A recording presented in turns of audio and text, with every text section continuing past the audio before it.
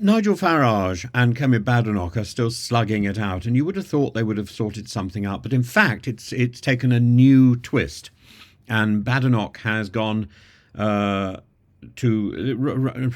rather like going off to the headmaster. Badenoch's gone to see the Frankopoulos in the GB News, or rather got him to go over to Westminster to talk to her in a meeting which was described by GB News as constructive.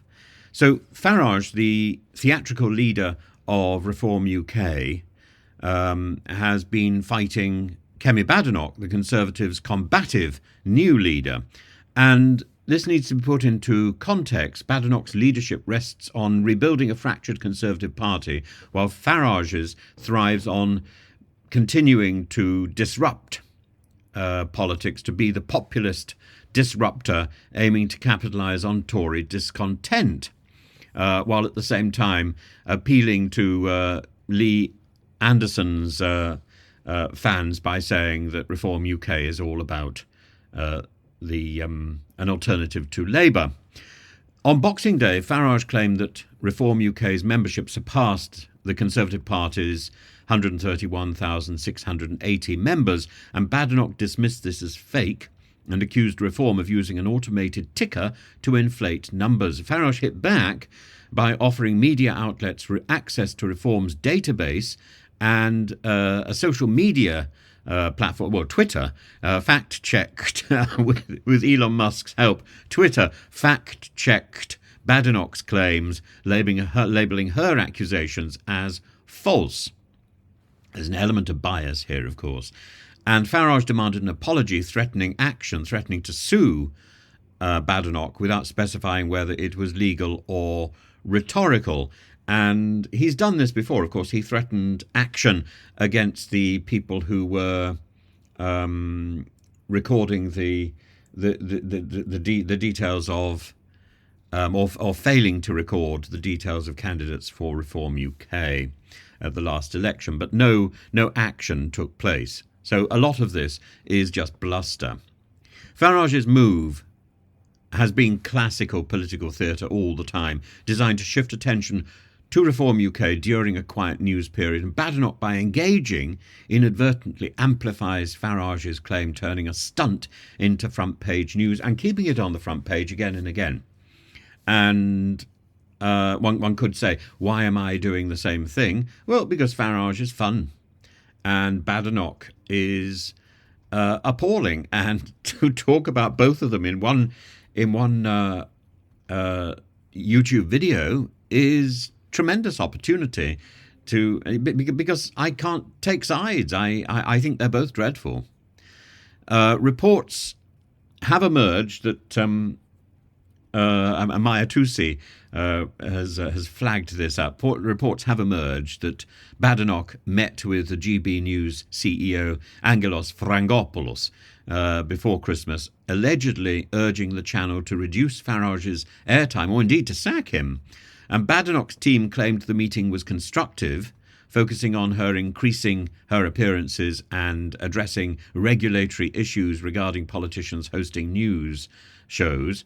And Farage's camp and critics accused Badenoch of trying to stifle dissent, dubbing GB News a haven for her critics. But this immediately so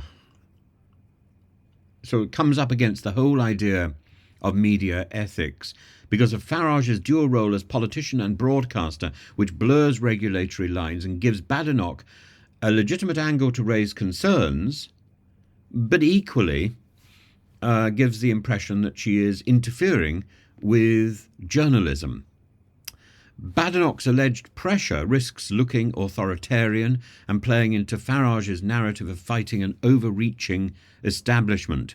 So Farage can dismiss Badenoch's New Year's message as embarrassing and low-grade, positioning himself as the voice of disenfranchised Conservatives. But why are all these people doing New Year's messages? When did that start? Farage promised a bold response if no apology was forthcoming from Badenoch, using the conflict to highlight Reform UK's growing support to galvanise his base and his superiority. His broader strategy is to frame Reform UK as the rightful successor to the Conservatives on the right, especially for disillusioned voters. And he thrives on public spats, and this feud provides a perfect platform to promote Reform UK while painting Badenoch as elitist and reactive. Her 2025 New Year's message acknowledged the Conservative Party's bumpy recovery, reflecting her task of uniting a party fractured between centrists and hardliners. And polls suggest modest gains for Conservatives, but Reform UK's rise to 70 projected seats could split the anti-Labour vote, complicating any form of Conservative recovery. Does Badenoch's focus on winning back Reform defectors work, or indeed should she be appealing to win back the centrist voters who have either defected to Lib Dem or have given up? Critics argue that her feud with Farage reflects poor strategic focus, prioritising reactive battles over serious policy development. And GB News has balanced the Badenoch-Farage tensions carefully, insisting their meeting with Badenoch was amicable, while continuing to provide Farage with prominent airtime. All this plays into their viewing figures anyway. The controversy highlights the broader concerns, though, about media influence in politics, with GB News as a battleground for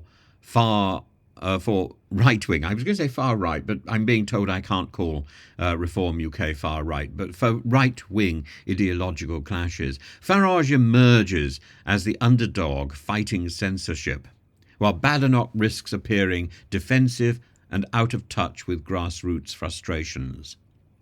The engaging in public feuds with Farage only elevates his platform and weakens Badenoch's authority, so it looks stupid.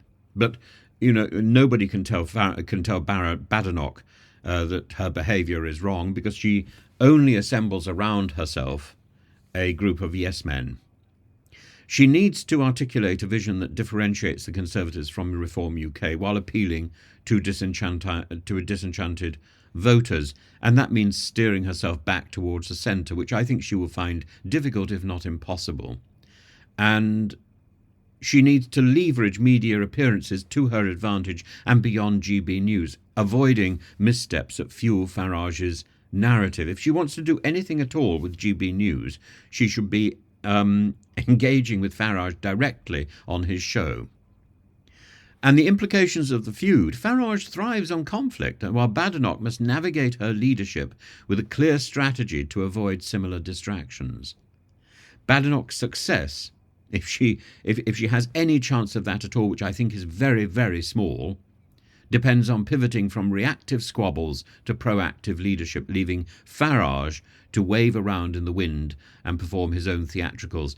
The adage says, never wrestle with a pig, you both get dirty and the pig likes it. For Badenoch, the real challenge lies in rising above the fray, getting out of the barnyard and charting her own path for a Conservative resurgence.